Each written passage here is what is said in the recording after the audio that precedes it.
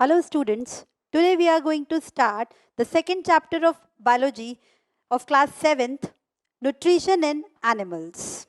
Okay, so let us continue students, nutrition in animals.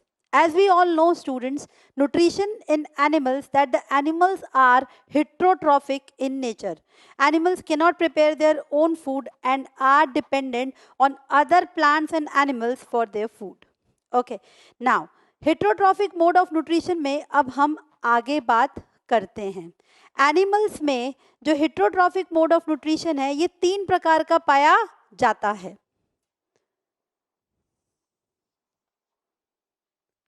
First mode of nutrition is holozoic, second saprotrophic and third parasitic. Okay, so these are the 3 types of heterotrophic modes of nutrition found in animals. Now, सबसे पहले हम बात करेंगे holozoic mode of nutrition की. What is a holozoic mode of nutrition? Holozoic का मतलब क्या होता है? Holozoic का मतलब होता है feeding on solid food. It means feeding on solid food.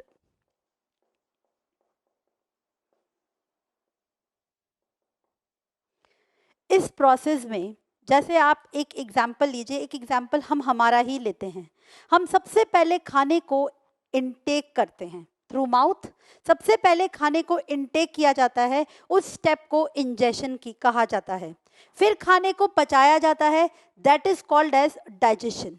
ठीक है, डाइजेस्ट फूड होने के बाद खाना जो है वो हमारी ब्लड स्ट्रीम में जाता है, that is called as absorption.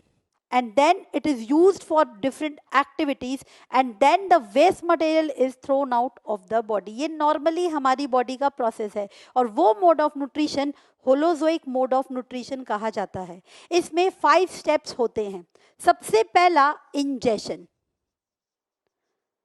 जिस प्रोसेस से हम खाने को इनटेक करते हैं उसे इंजेशन कहा जाता है. Next digestion.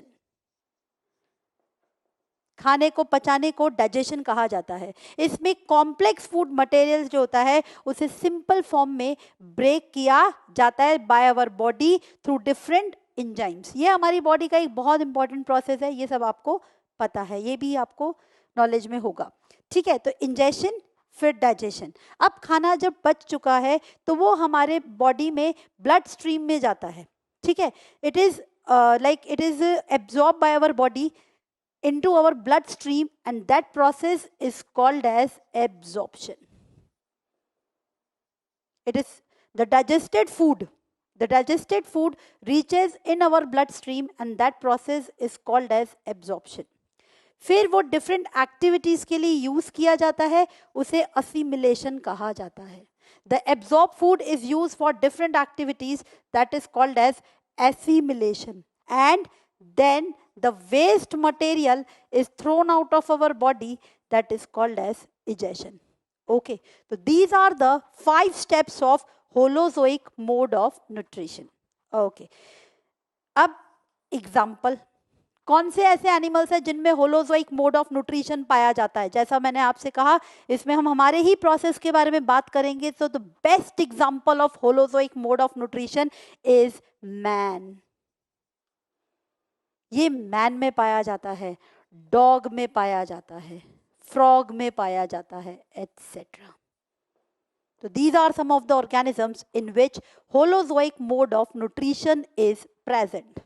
Now we'll talk about the second mode of nutrition, that is saprotrophic.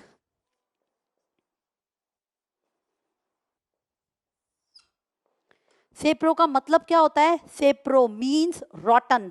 रॉटन मतलब सड़ा हुआ. सेप्रो का मतलब ही क्या होता है? रॉटन.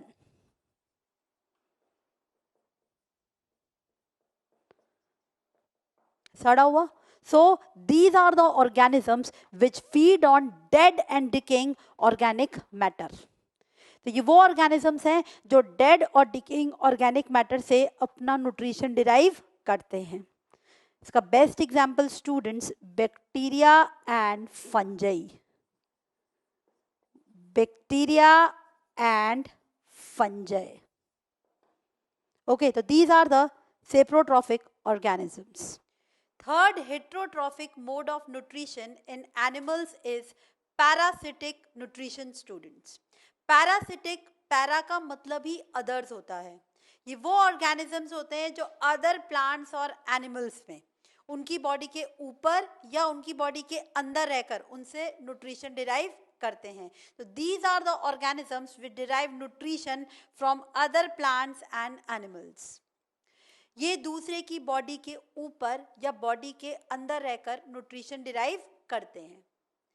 जो ऑर्गेनिज्म दूसरे की बॉडी से न्यूट्रिशन लेता है उसे पैरासाइट कहा जाता है और जिस ऑर्गेनिज्म की बॉडी से वो न्यूट्रिशन ले रहा है उसे होस्ट कहा जाता है.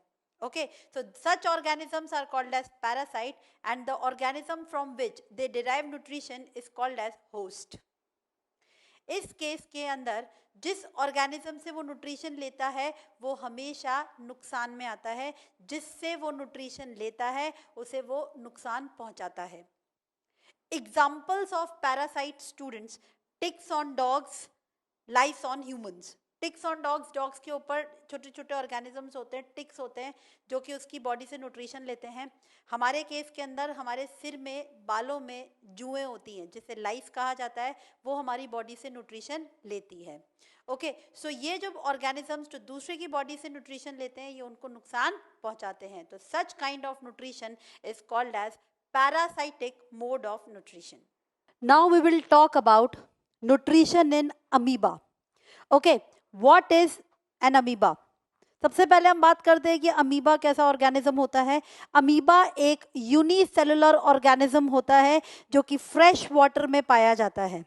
ओके, और कुछ छोटे छोटे माइक्रोस्कोपिक पार्टिकल्स पे फीड करता है. ओके, तो it is found in fresh water students. Now इसका जो मोड ऑफ न्यूट्रिशन होता है वो होलोजोइक होता है. होलोजोइक मतलब क्या होता है? अगेन कि the food is first ingested, then digested, then absorbed, okay, then used and the waste material is thrown out of the body. ये एक omnivorous organism है. omnivorous यानी कि ये plants और animals दोनों पे feed करता है. So now we'll talk about the different steps of the nutrition found in amoeba. सबसे पहला ingestion. ingestion जिस प्रोसेस से खाने को इनटेक किया जाता है उस प्रोसेस को ingestion कहा जाता है. ठीक है. अब अमीबा जो होता है ये ऐसा होता है, इसकी एक इरेगुलर बॉडी होती है, ये न्यूक्लियस है और this is the cytoplasm, this is the food particle students. Amoeba क्या करता है, अपनी जो ये जो इसकी प्लाज्मा मेम्ब्रेन है, ठीक है, जिसका जो ये वाला पार्ट है, this the plasma membrane of the cell of the amoeba cell. Okay, ये क्या करता है, अपनी प्लाज्मा मेम्ब्रेन के थ्रू फूड पार्टिकल की तरफ अप्रोच करता है और एक फॉल्स फूड पाया जाता है इसके अंदर जिसे सूडोपोडिया कहा जाता है. उसके थ्रू ये फूड पार्टिकल की तरफ अप्रोच करता है. ठीक है, और प्लाज्मा मेम्ब्रेन जो होती है इसकी, this is the plasma membrane. Okay students, इसकी जो प्लाज्मा मेम्ब्रेन होती है वो फूड को इंगल्फ कर लेती है, ये फूड को इंगल्फ कर लेती है. ठीक है, तो this is the process of ingestion in amoeba, that it ingests the food with the help of pseudopodia. Okay, now then food जो होता है वहाँ जब वो इंजेस्ट कर लेता है तो यहाँ पे एक टेम्परेरी स्टमक बना लेता है. उस टेम्परेरी स्टमक को फूड वैक्यूल कहा जाता है. ओके, इस फूड वैक्यूल के अंदर ये फूड पार्टिकल्स है.